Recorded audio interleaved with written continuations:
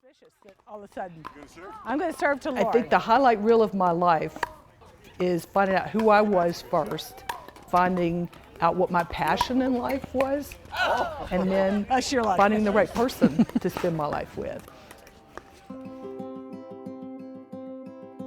I see a little girl who was a middle child with two sisters who, one was older, so she was always more competent, and one was younger, and she was blonde and blue-eyed and beautiful.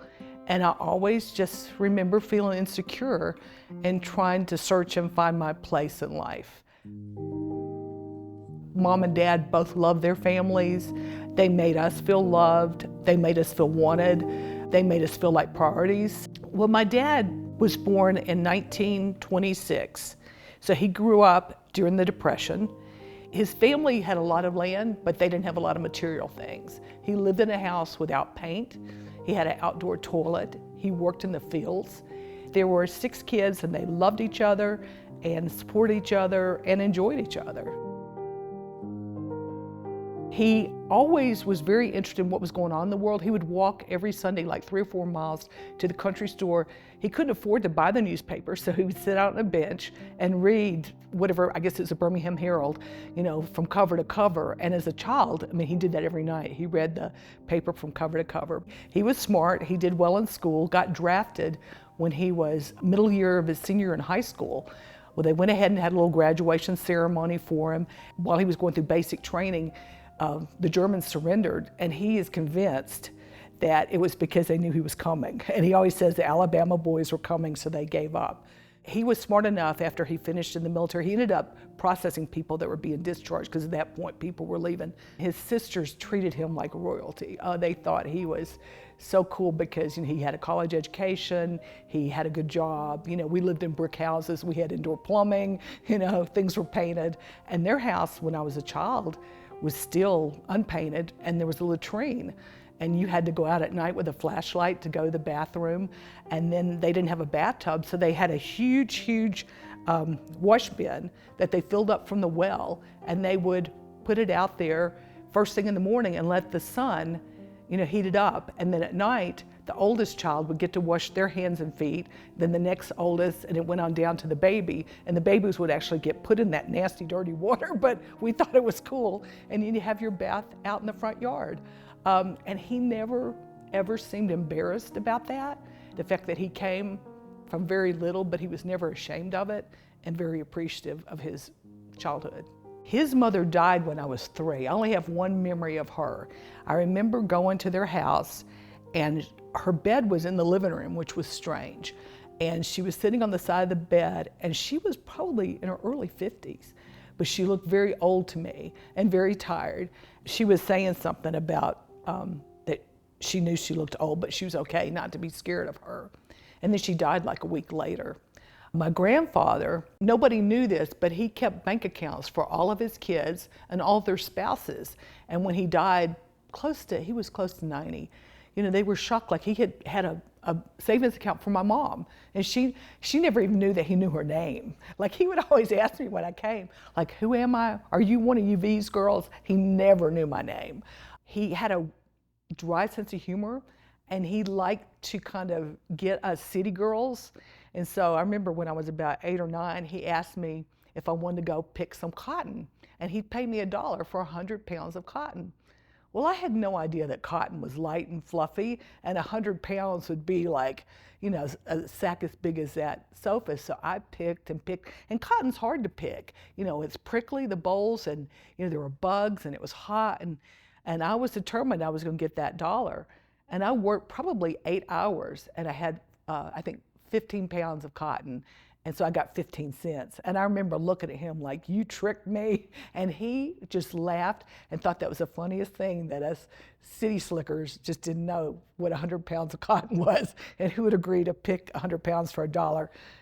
During the Depression, lots of people lost their places, but he was able to, I think he ended up with close to 500 acres. So he was pretty slick in his dealings.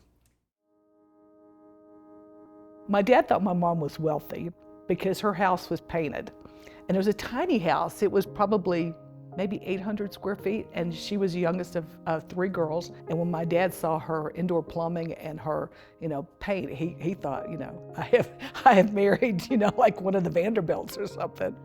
She was the youngest of three. Her daddy always wanted a son, never had one. So she tried to be his son. I mean, she really did. Every day when he'd get home from work, she'd be waiting for him on their front porch, and they would go around the block. They'd go to baseball games and football games. He would have her do calisthenics because he was in the military in World War I, but she adored him. She just absolutely adored him. And she was smart. She went to college. She got a degree. She was very different from the other mothers. She read a lot. She kept up with what was going on in the world. She was always into nutrition. She was always into being physically fit. Every morning when I left to go to school, my entire childhood, she would make breakfast for everybody, clean the dishes while we were finishing up. She'd be in the floor doing calisthenics with Jack LaLanne. And now, Jack LaLanne. He was like the physical fitness guru. He wore these tight pants, and he would have these competitions where he would like push a tractor trailer or push a yacht or something and show his strength. And she was a convert of Jack LaLanne, and is always to this day can still do push-ups and sit-ups, and is very conscious about what she puts in her body and how she takes care of her body. Now, my mom's parents, I spent a lot of time with. My mother's father was very handy, and my daddy wasn't. So every time we moved, and we moved about every year, and it was amazing to me that they would sell a house and buy a house. And my grandfather would always come up and he would put the swing set in concrete so we wouldn't walk off and flip up. That freaked him out. And he would build a little container to hide the garbage cans, and just help my mom do stuff when my dad was at work. And he was very handy. My grandmother was an amazing seamstress. She made like 3 outfits. There were 3 girls in my family. She had 10 grandchildren, and 2 of them were boys. So for 8 girls, she sewed 3 outfits. That's 24 every Christmas. And then Easter, she made an Easter outfit for all 8 girls. And at first, all the outfits were matching. Susan's oldest than me, and then Beverly, and we all, looked like triplets in our outfits. But later on, as we got older, she would take me into Parisian's department store in Birmingham, Alabama. And I knew I couldn't buy anything in there, but she'd have me try on clothes and find the style. And then she would go home and make an outfit that looked exactly like that, with no pattern. And it would be better material, better made, and nobody knew it wasn't store-bought. I look back and I kind of regret that I didn't appreciate, all that she made for me. But I love the fact that it looked like I had store-bought clothing, but Nanny had made that for me. And so when I go visit my mother's parents, they were always about teaching. They were teachers too, that's how they met. And my grandfather would teach me how to fix things. He would teach me how to make, I remember he worked real hard to teach me how to make monster teeth out of watermelon rind. He was a geometry teacher in high school. And so we got the protractor and the compass, and I know which is which. And we would, we'd do geometry lessons, and he would write out the problems and have me solve them. And he'd go do something and come back, and he was encouraging. My grandmother would teach me to knit and crochet and sew and cook and, just fun things. But it wasn't just playtime. It was like we were learning while we were there. Well, the funny stories I think that'll be funny to my kids and to your kids and my grandkids are when I got in trouble. My dad and mom would take us on these long trips. I mean, we drove cross country to the Rocky Mountains. We got to the Rocky Mountains, and my mother realized that she had left one of the trunks in a different room because it was so big, so we had no clothes. And so here we are in Colorado, and we were living in like Columbia, Tennessee at the time without these things. So we wore my dad's night shirts or his t-shirts to sleep in. And then every morning my mother would have to get up and wash out our clothes from the day before, and we'd wear that. And we still all had a good time. I can remember sliding down the mountain with some friends in the campground, and my mother saying, "Don't tear up those clothes, it's all you've got." And going a whole vacation wearing little outfits that she bought us, and we all looked alike. We had blue shorts and a white shirt, and we had a grand time. We were getting ready to go on vacation. My dad worked 6 days a week, and he was going to come home early on a Saturday so we could start. I think we were going about 4 hours away. And he came home and he was, I guess, getting cleaned up and packing his stuff.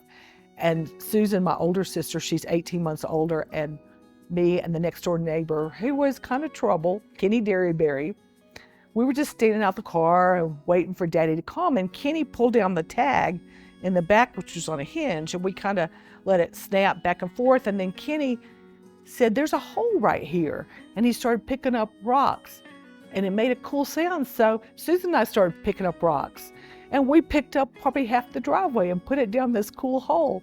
My father comes, puts the luggage in, we drive to the gas station, and back then they pumped the gas for you, and they checked your motor oil and washed the window. He said, "Mr. Waldrop, your tank is full." And Dad said, "Well, I drove the car home 2 hours ago and it was on empty." He said, "Well, it's full." And then they looked in there and they saw the rocks. And my dad, somehow, I think somebody took us home because they had to leave the car there. They had to take the gas tank off and empty out the rocks. And he was furious at us. And I can remember just really not ever making a connection that that was damaging the car, or it was going into the car. It was just something kids do when they're bored. And you know, it took him probably 10 years before he realized that we were innocent. The second time, we probably weren't quite so innocent. We were on a vacation again, and it was one of these big, huge honking Fords, and we would take turns sleeping in the back window. We didn't have seat belts back then.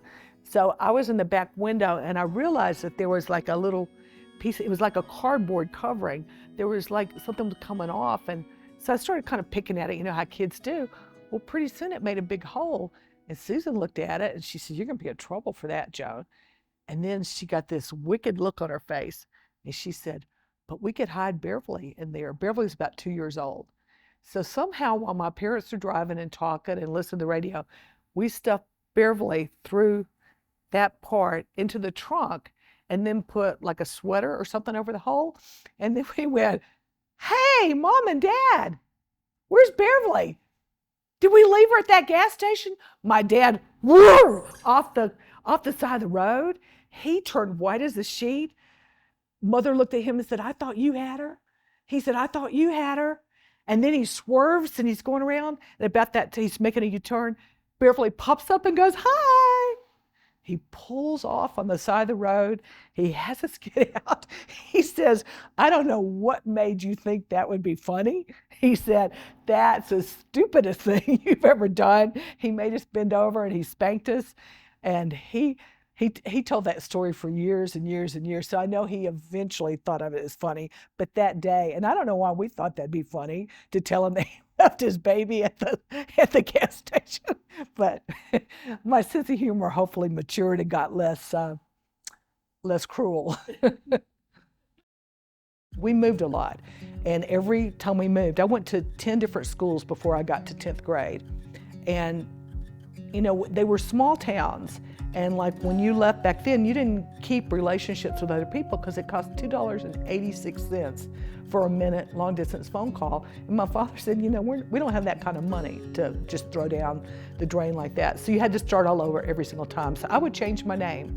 I'd be Joan, I'd be Cynthia Joan, I'd be Joni, I'd be Joanne, I'd be Cindy. And so I had a different name every time I went to a new school, and I would kind of do a new persona. When we went to 10th grade, we moved to Nashville, Tennessee, and my dad was taking me to register, and he said, "What are you going to call yourself at this new school?" Because he knew I always changed my name. And I said, "I'm just going to call myself the new girl, because that's all anybody ever gets to know me as before we have to move."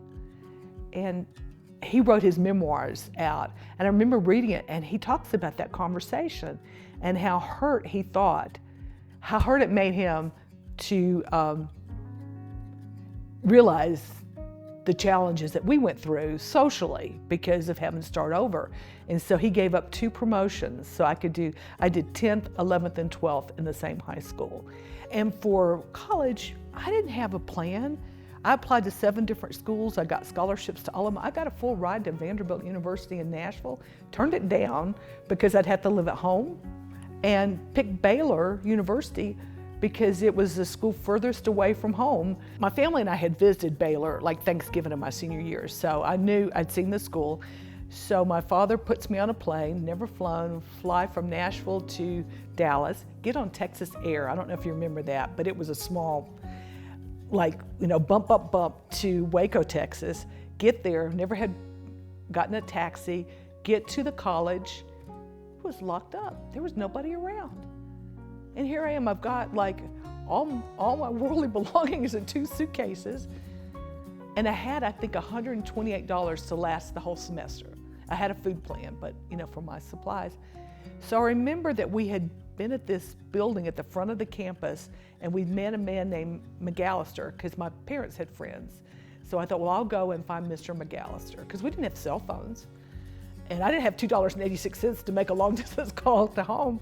So I go and I find the building, and I thought Mr. McAllister was, when we found him, he was trimming the bushes out around the administration building. It was during Thanksgiving. He kind of said, why are you coming to visit the college when nobody's here? But Daso thought it was convenient for our family. So I go in and ask for Mr. McAllister, and she goes, excuse me, do you mean Dr. McAllister? And I said, I described what he looked like, and she said, yes. He is the president of the university. I will check his calendar and see if he has time to see you. Well, he was very nice. He came out and he said, now you're here. School doesn't start for a week. Why are you here again? I said, my dad didn't want me to be late. And he's just like, so he starts making phone calls. So he sends me with the resident advisors. They came to school a week early. So as a freshman, first time away from home, I go and I spend a week with the resident advisors, get all this training, which helped me kind of adjust to school, and then finally got to meet my roommates and live with them. And make a long story short, I got terribly homesick, left after a year, ended up at University of Memphis, still didn't have a plan, got close to graduation. I happened to be in a class my last semester, and the chairman of the department started talking about, you can't do anything with a Bachelor of Science in Psychology. And I was like, well, nobody told me. And he said, you have to go on to a master's or a PhD program. So after class, I stopped and asked him. He was like, seriously, you haven't applied anywhere? And I was like, no, I didn't even know you needed to. And so he went through and gave me different universities. And I said, well, I really can't afford to move anywhere else. I need to go to the University of Memphis because I have a place here. And he's like, they won't take somebody that went to undergraduate school. They will only take people from other schools, so they want to have that diversity and difference of opinions and education. So they think it makes the program stronger. And I said, well, this is my one shot at it. So he helped me with my application. I went and took the graduate record exam and did extremely well on it. I don't know why, but I'm good at taking tests. And they had 700 applicants, and they picked 10, and I was one of the 10. So I started graduate school in clinical psychology. Had no clue what a clinical psychologist did, but I knew I got interested in psychology because in my freshman year, that was the only course that fit my schedule, and I loved the book, and I read the whole book the first night. So I'm in graduate school, and I'm learning how to do IQ tests and projective tests and learning counseling, and I'm working at Tennessee Psychiatric Facility, and I'm working with biofeedback with Dr. Abel and Blanchard. Anybody in psychology they're world famous now. And Dr. Golson for developmental psychology, Ted Rosenthal for social learning theory. I mean, I had like the creme de la creme of professors, had a great education, but my thesis was so complicated, I couldn't do the statistics. We didn't have computers, so you had to do it with a calculator. And my major professor said, this is a year of calculations, Joan. You should take a year off and just finish your thesis and get that done. So I took a year off, moved back to Columbia where my family was, and got a part-time job at a mental health center in a day treatment program. So I was a day treatment assistant. Well, I thought, dadgummit, I've seen people with paranoid schizophrenia, I've seen people with manic depressive disorder, I've seen people, I'm learning so much here, why go back to my PhD program? So I wrote them a letter and just quit, and stayed in Columbia, and thought like being in day treatment, it was nice to, it sounds weird, but you saw people that came in at the worst point of their lives scared to death, families scared to death, and you saw the treatment options we had. It was the beginning of like psychotropic drugs where they were really starting to make a difference, and see them be able to be stable and be able to go back home to their families. And they would sometimes, about a third of them wouldn't have another episode, a third would have recurring episodes, and a third really didn't get better at that time. But I don't know, for some reason, it just was a sense of joy and inspiration, because I remember looking at these people. There's one girl in particular that had nothing. Her name was Doris, but she had such joy in life, and like her mind and body just played tricks on her. And somehow, just to be inspired by those people every day kind of gave me a reason to get up and go to work and want to take a little bit off their plate. My director was a master's level psychiatric nurse, and she was brilliant. And everybody's just constantly teaching me. So I thought this would be a wonderful job. Well, out of the blue, one day Sylvia announces to me that she's moving from Columbia, Tennessee to Delaware, because her husband was a museum director and he got a promotion. And I just remember being devastated, because I'd already resigned from the program. And the director of the clinic came to me and said, Joan, you should apply. You should apply for this job. And I'm thinking, like, God, I'm just a year out of college. I don't know what it is. But everybody encouraged me, so I applied.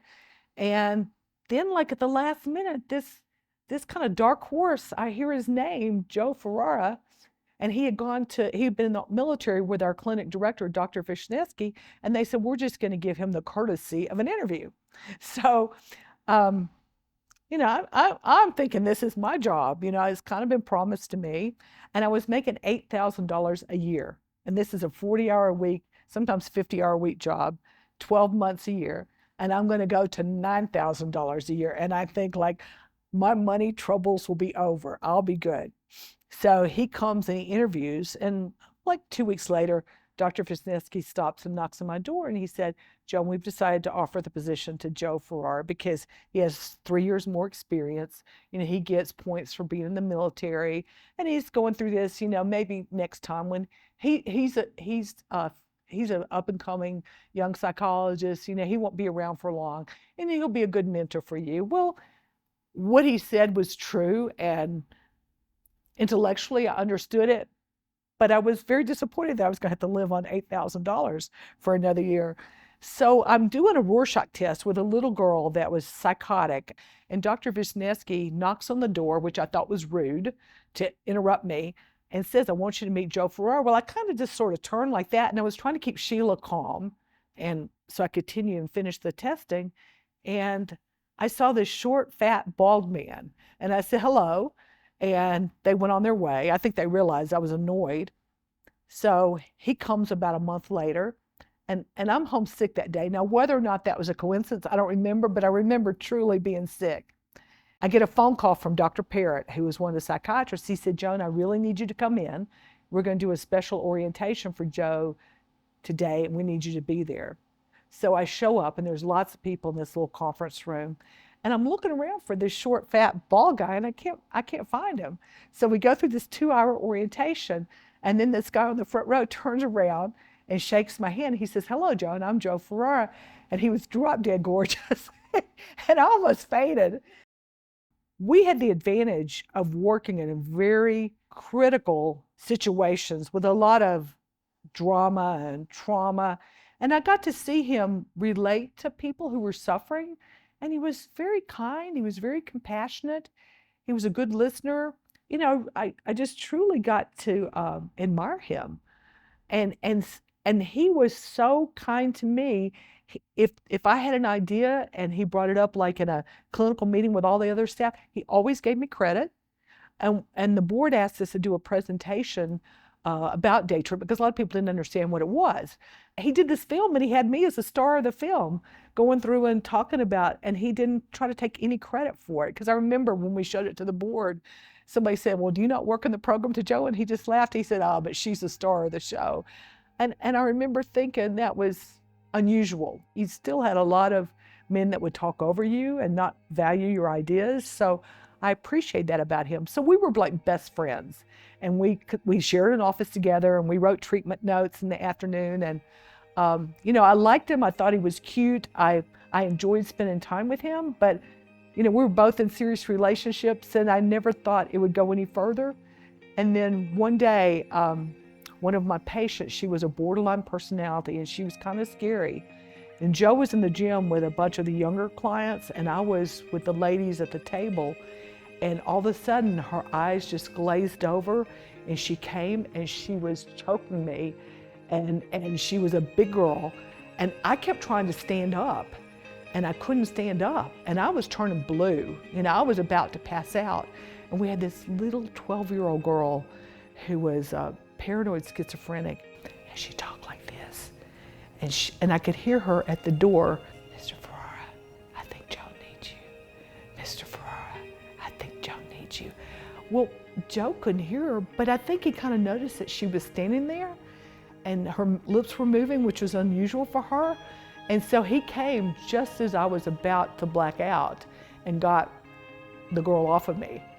And then I remember just hugging him and having such gratitude for being alive. And it's like that moment kind of took our relationship to another level, and we broke off our relationships with the other people and decided to give our friendship a go and see where it went. And it's just been easy. When I think about my career evolving, it wasn't like I had a path to do what I wanted to do. It was like I had a path that worked for my family. So we got married and we had a child, and he got transferred. I was pregnant with a child, and we got transferred to North Carolina, and so I wanted to stay home. And I couldn't figure out how to stay home and put money on the table. So I started teaching, and I taught abnormal psychology and applied psychology and personal development.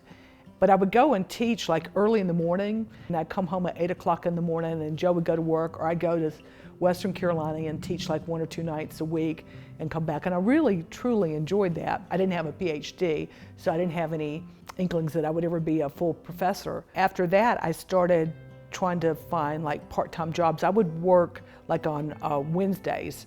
So I started working for the Developmental Evaluation Center, which was a birth to 5-year-old program at the time. And I would go through kind of what, when Claire was a baby, like they go through and assess her needs and get the tickets to the services.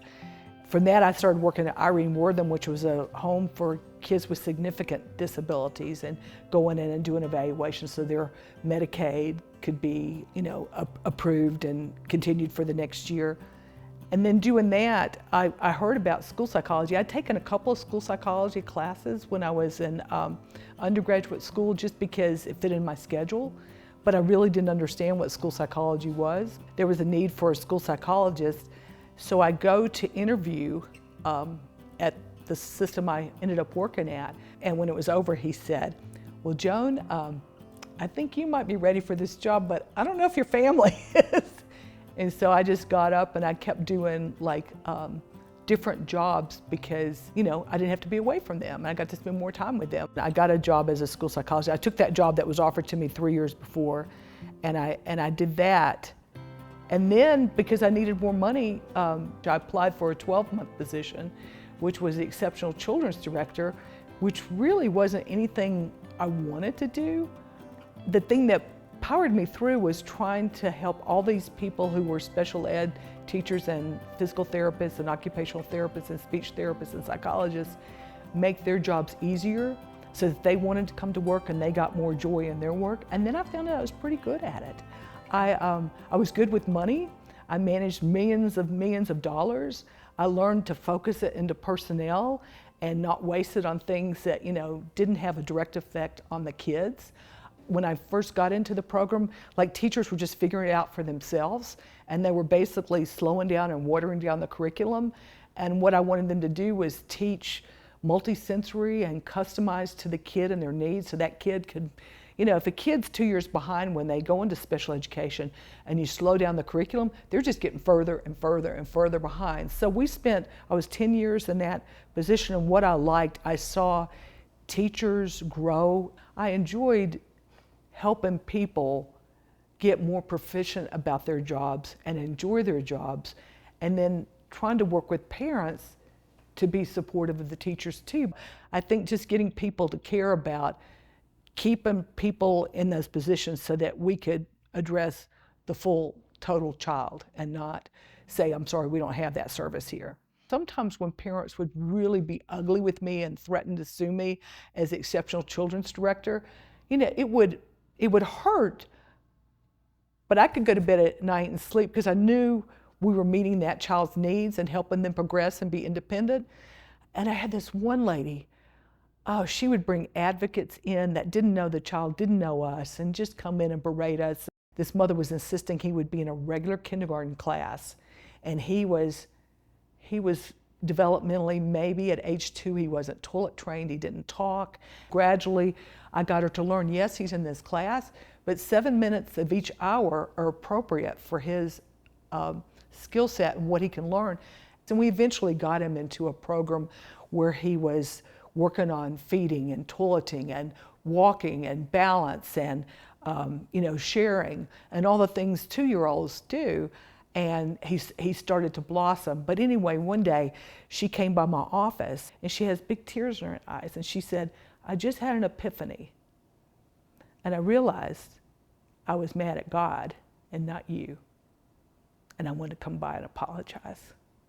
And I just remember thinking, I knew, but for her to say that, like sometimes, people are dealing with very difficult things. Lots of our parents, they couldn't eat a hot meal. They cook a meal and they were feeding their child, and then by the time they got their child's needs taken care of, their meal was cold.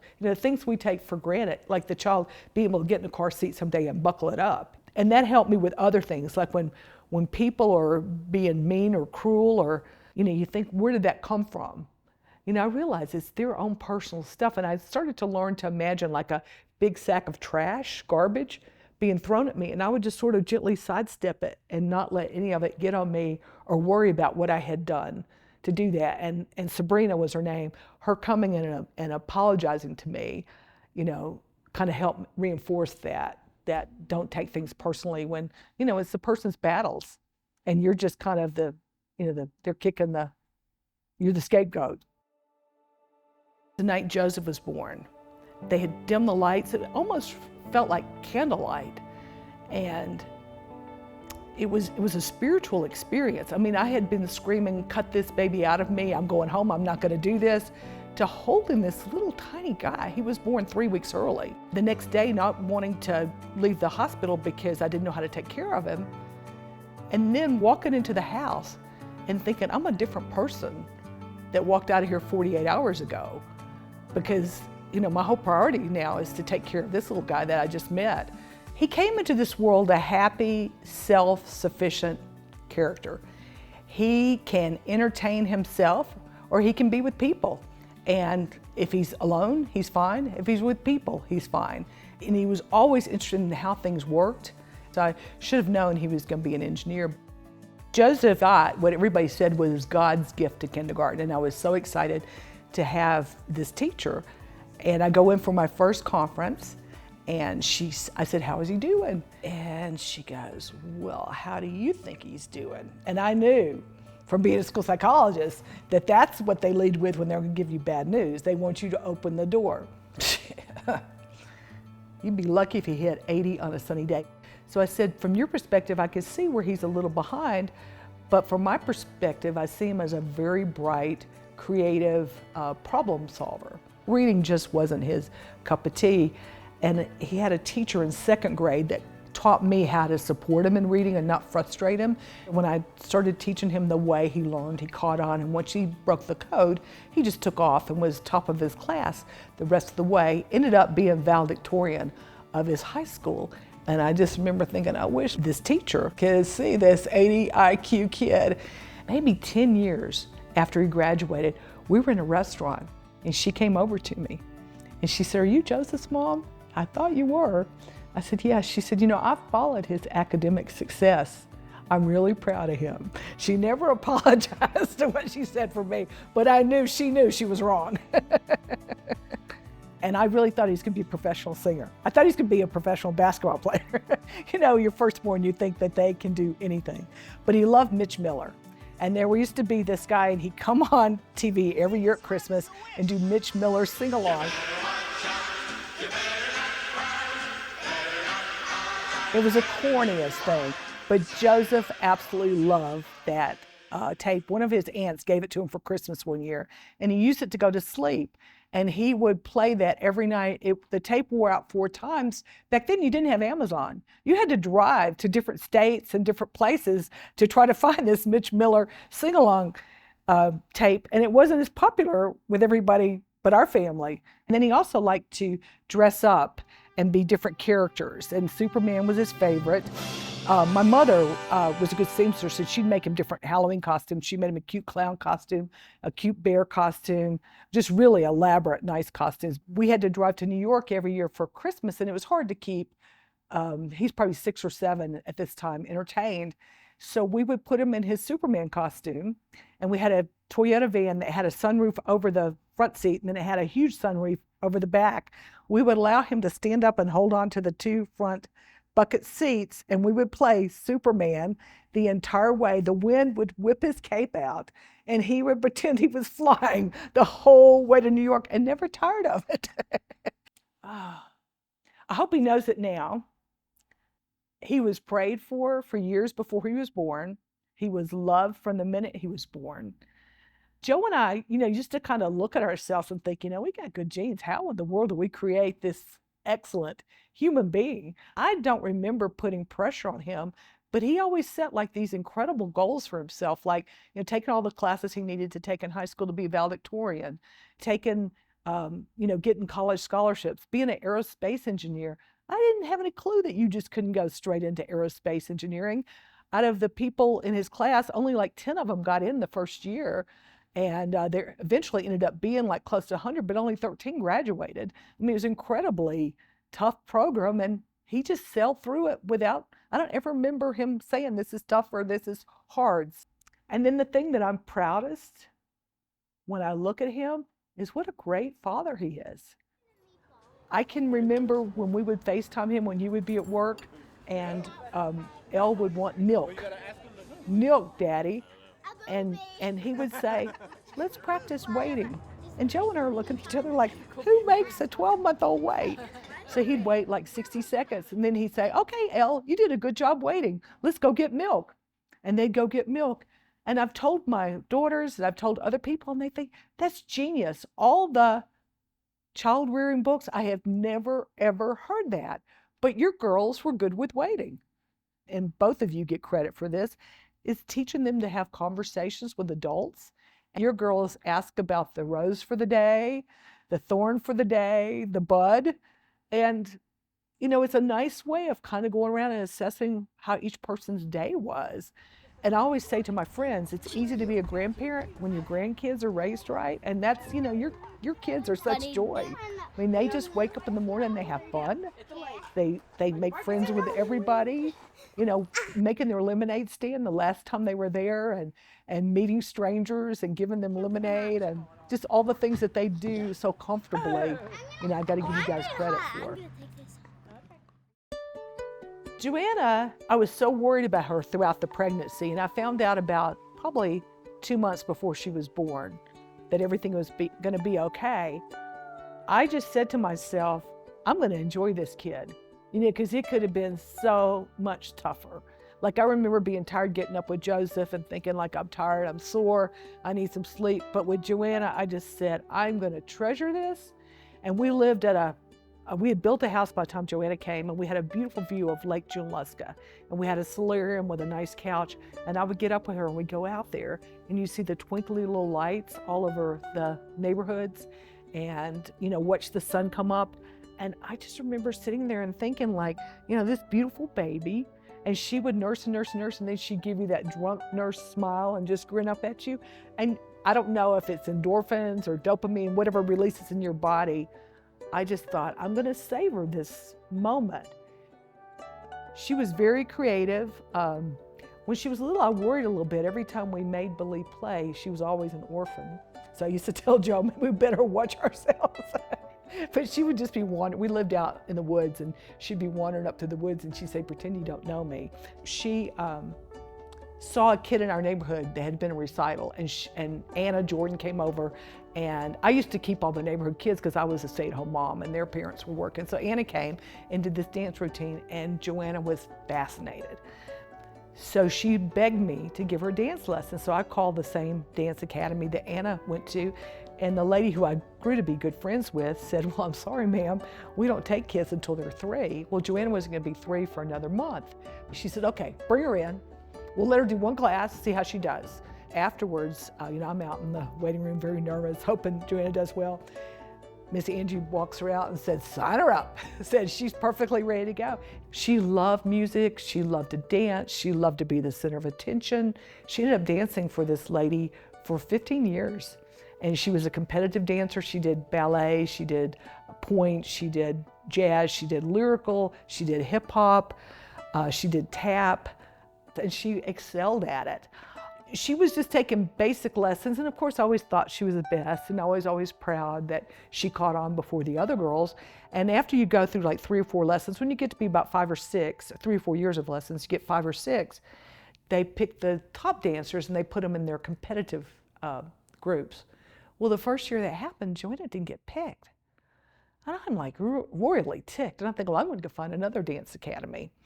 But I just shut my mouth and think she's happy, she has friends here. So we continue another year at dance, and then at the end of that year, the teacher says, I want to talk to you.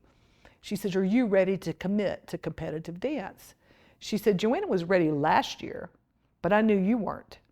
So tell me if you're ready. So I talked to Joanna, of course she wanted to do it. And in talking to her, I said, were you ever jealous of Molly, her best friend, because she got moved up before you? And she looked at me and she said, oh no, Mom, I was happy for her. And I just thought, like, what a good heart, here I am jealous. and she's happy for her. And then when she was in high school, she decided to become a cheerleader. She had never done cheer like some girls start in elementary school. She never did it at middle school, never showed any interest. Well, in high school, she decides she wants to be a cheerleader.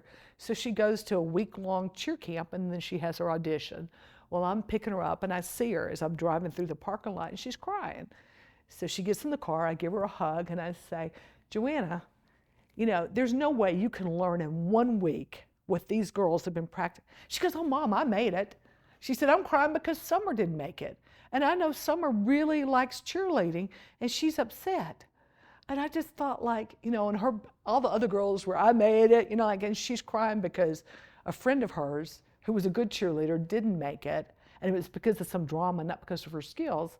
And to give credit to this kid, she came to every game, basketball and football, and cheered, and the next year she tried out again, and she made it. She had proven to the coaches she wasn't that person the middle school coach had insinuated that she was. But I just always thought, that she was always cheering for the underdog. One year, like her senior year, she decided that she wanted to go on to college. She had met all her high school graduation requirements. And so she said, what do you think about me just going on? And Joe and I looked at each other and we said, well, is it okay with your high school? Is it okay with the college?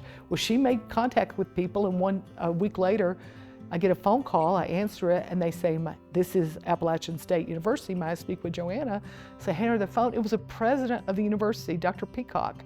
And he said, Joanna, if you want to come on in January, you just come on, girl. We'll be ready for you. So we took her with 2 weeks notice to college. They were going through orientation, parents and students are together. And then we feel like, I think they're having an earthquake. And I look over and it's Joanna, and she is shaking so bad. Joe goes, I don't think we can leave her here. I think we're gonna have to take her back home with us. I don't think she's ready for this. One of the counselors comes and said, we're gonna do student tours. Joanna, come with us. So she leaves, and we see her on our parent tour about an hour later. She comes up and gives us a hug and kind of holds on. Then at lunch we see her again, and she kind of gives us one of these. In the evening we go to pick her up and take her to dinner before we go back home, and she's like, do we have to go to dinner? I got a party to go to. And Joe said, well, if you don't want to go to dinner, go to your party. He gets in the car, and he said, that was the fastest acclimation to college I've ever seen. And that's kind of who she is. She just adapts, and she thrives wherever she is. She and I have been through a lot together, and she's shown incredible strength and incredible love, and she's made incredible sacrifices for her family. And You know, the fact that, you know, she's, you know, my first daughter, and, you know, she was a mother and she's a wife and she works in education. She calls me practically every day. When I worked at the school system, we talked to each other going to work every morning for 20 minutes. When Jackson was born, and Hudson was only 15 months old, when she had to go back to work, I was terrified she'd fall down the stairs at her house trying to get two little babies in the car. So I would go over there every morning, get Hudson up, dress him, and I would take Hudson to school. Joanne would follow behind me with Jax. We'd go to the same daycare, and we did this for weeks. And Hudson never caught on that we were going to the same place as Mama was. But I would go in there in the morning, and I knew the kid was exhausted. She hadn't had any sleep, but the house would be quiet, it'd be dark, and she'd be sitting in the chair nursing Jax, and just had like almost a Madonna look on her face. I just remember feeling the love that she had for her family and her boys, and I'm proud of her for that. And I'm incredibly proud of what a great teacher she is. When I worked in the school system, I'd always go by whatever school she was at and say hello to her if I was in the school. Other classes, I can guarantee you within a minute, a kid would see me and say, somebody's at the door for you. I go to Joanna's class, sometimes I'd stand there 10 minutes. People were so engaged because she makes teaching fun and exciting, and the kids are moving and learning. I mean, they're lining up to go to lunch, and she's teaching them first and last position and right and left and colors, you know, all the purple shirts line up together. There's nothing that goes on the day that's not learning, but it's also fun. And to see her do that and do it so effortlessly. There's a school in our district, Riverbend Elementary School, that has a very small, very homogeneous population, and their kids always knock the test scores out. And Joanna's always worked at poor schools. And this past year, Joanna's first grade class beat this school. And the principal said, oh my God, history has been made. She has a passion for teaching. She's good at it, and she helps other teachers on her team. And she has strong teachers. I'm not saying it's solely her, but they collaborate, they're collegial, and they just keep fine-tuning things till, you know, it's right for the kids. When you ask about Sophia, she's precocious, a go-getter. She's naturally smart. Sophia's a party. She's kept us young. The day she was born, I can remember the head nurse, she just kept going on and on about how beautiful Sophia was. And she brought in all the residents. And she talked about like how symmetrical everything on her body was. And like this was a sign of beauty. And like I was kind of like, okay, y'all can kind of back off now. Yeah, this is family time. And then when she went to preschool, like they kept saying she needs to go to the older group. She needs to go to the older group. And you kind of felt like, you know, should she? Or you're hesitant. But she would go and she would thrive. And then when she was 4, and the superintendent is talking to her, and all of a sudden she goes, you know, she needs to start kindergarten next year. Well, she's only 4. And she goes, no, really, Joan, she needs to start. And I said, well, can you start? I thought you had to be 5 by, you know, August 31st. She said, no, they just passed a new law for precocious kids like her to go ahead and start. So she whips around to her computer and prints this stuff out. So I take it home to Joe and I go, I don't know, should we? He says, well, let's explore it. Go have her evaluated. So I take her to get an IQ test, but I tell her, because she's used to seeing me test kids, so I tell her she's helping Miss Wendy learn this test. So 4 years old, she goes, she's gone for like 90 minutes, she comes back. I say, how's it go? And she goes, I think Miss Wendy's gonna be good at this test. She's got it. Her scores come back, they're off the charts. And then I go to Dr. Garrett, the superintendent, and she says now she has to have a social interview. So she has to meet the principal, the lead teacher, and 2 kindergarten teachers. So I dress her up in her cute little outfits with her hat and her little sweater and her, you know, matching ensemble, which I learned later that she hated, but I thought she looked cute as a button. So Tommy Hollingsworth, who happened to go to our church, comes and he gets her and she grabs his hand and walks on out with him. She's gone for like an hour. And she comes back and I asked Tommy, I said, what do you think? Do you think she's ready? He said, I think she's ready for 2nd grade. And the only reason we did it is because we were so old. We thought like every year of her life that we have to experience with her, it would be better for her and for us. But you know, she always excels. She graduated high school, she was barely 17. She graduated college, she was barely 21. And she got a job before she ever got out of college. she always had to hang out with old people. We would bring her from North Carolina down to our places in South Carolina. She would hang out with the geriatric crowd. She was very popular with them. She would teach them line dancing. She would spend New Year's Eve with us at the club, and she would have casino night, and she'd be gambling, and she'd be up, She just kind of accepted that as normal. and just fit in. She's always been the kind of person that wanted to make you feel special. I can remember coming back one night from a conference, and it was like almost midnight. It was my birthday, and nobody had known it was my birthday. I wasn't feeling sorry for myself, but I was just kind of feeling like, okay. And I pull in the garage, the door burst open, so Sophia has balloons, she has a big sign, happy birthday. I got up that next morning, she'd spelled out things with like different candies that I like. She'd made me bagels and eggs, and she's just always had that kind of loving heart. What I want Sophia to know is that she was wanted, and she was loved, and she was appreciated and enjoyed.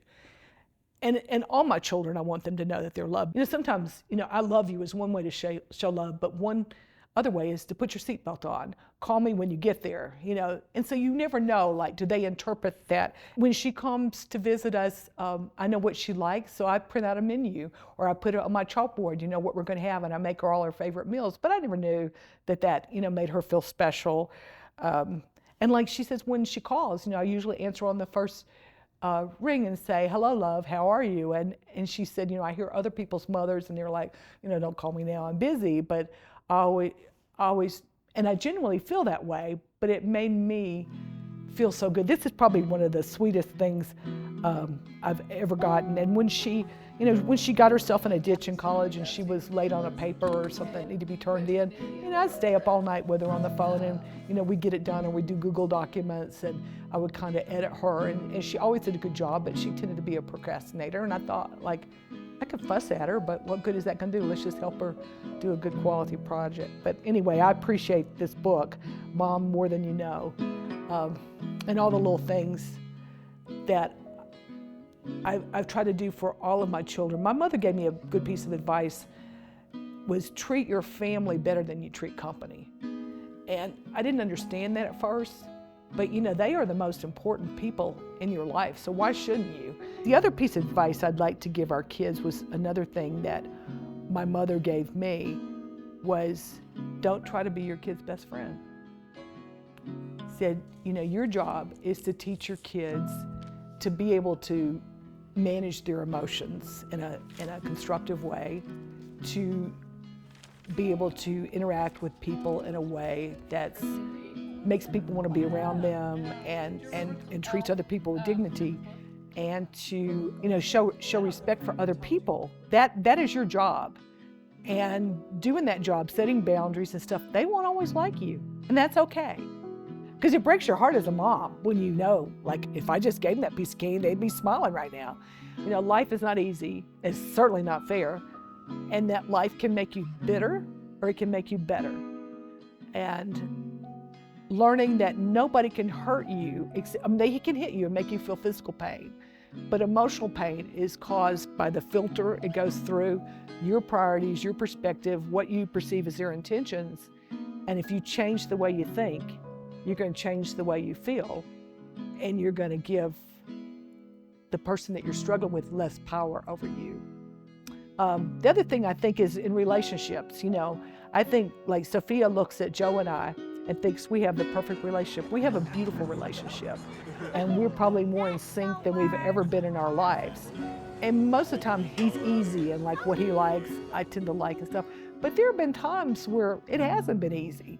We've had to work at it, and we've had to make a priority for it.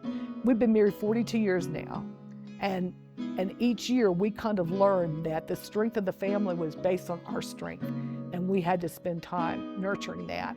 And that's hard to do when you've got a big family and they're involved in a lot of things. But I want them, you want to put your family first, but you got to put your spouse first to have a strong family. And I think sometimes when you got little kids, you get so into their needs, you forget about each other. I can remember writing in my journal that I was the luckiest woman in the world. If anybody had for 1 hour what I had for a lifetime, they would feel like they had enough. And I can remember one time when we were first dating, I asked him what he liked best about me. And he said, "You're the best all-around girl I knew." And I wanted to say I was pretty, I was smart, but I was the best all around. But to him, that was a compliment. And now, 42 years later, I think, well, yeah, that was a compliment. And then about 3 or 4 years ago, I asked him what he liked. You know, you always, you're digging for compliments is what you're doing. So I asked him what he liked best about me. And he said, "The way you make me feel loved." And I remember, I thought that was a lousy, lousy answer. And then this past year, after going through his cancer treatment and everything, I thought, like, that is a great gift to make people feel loved. So, you know, when I think about my life, I think my special power is empathy. And then for my kids, I hope the foundation I've given them is how much I do love them. And I always have. I will preface this with Joanna used to cover my mouth because I can't sing. I didn't know I couldn't sing and dance until I had children, but it's a book. But when Joanne was born and she was okay and she had 10 fingers and 10 toes and everything was good, I just grabbed her up and I remember singing, "I love you so much, I love you so much. You'll never know how much I love you. You're precious to me, you're precious to me. I'm lucky to have you as part of my life." And that's what I feel. I'm just lucky to know these people.